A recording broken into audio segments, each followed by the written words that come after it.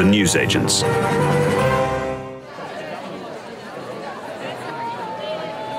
It was Margaret Thatcher that implemented these laws, which made it really difficult for the trade unions to sort of show solidarity with each other and strike.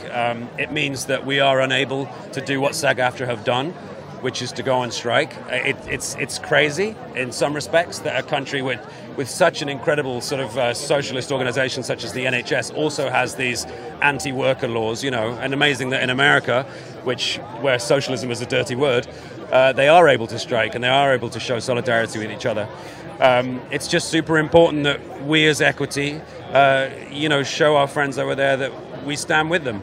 And we will resist any kind of attempts by the streamers to kind of circumnavigate the strike by bringing work here. I think, that will be frowned upon. And I think even though we can't strike, we can at least protest. I think this really started initially as a support for writers, the WGA. Because they are the most vulnerable, and they are the workers. Without them, we can't do anything, and that's the ones we have taken care of. And then, when it came to it, SAG decided to support them. Unlike the Directors Guild of America, they didn't. They didn't come out and support, which I still cannot. I'm baffled by. I'm still baffled to this day. I'm hopefully somebody will explain it to me, but as yet nobody has explained it to me. So that's where I think we are. We're in a very strange situation that way. It's hard to say where it will go, but it's going to go on for a while, I think. But it's the writers. That's what it's about. And when you see how the writers work, you know how that goes. That's who you have to. That's what this all was about. It was about the initial defense of the writers. And then, of course, we got into the whole AI thing. You can tell it's idiotic. Because it doesn't. It's predigested.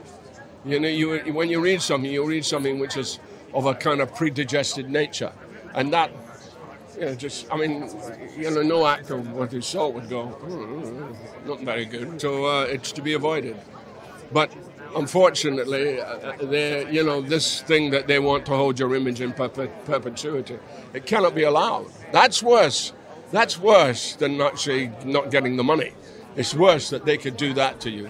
AMPT, which is the Producers Guild, they want to scan performers' images, pay them for half a day, and then use their likeness for any purpose in perpetuity without their consent.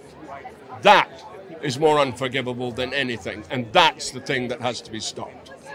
I think probably it's fair to say I'm probably one of the most scanned actors on the planet. So I know that you do run the risk of not only your own personal image, but your libraries of movement, libraries of work that you've done over the years can be used in other movies without your knowledge. So that's wrong. I mean, that is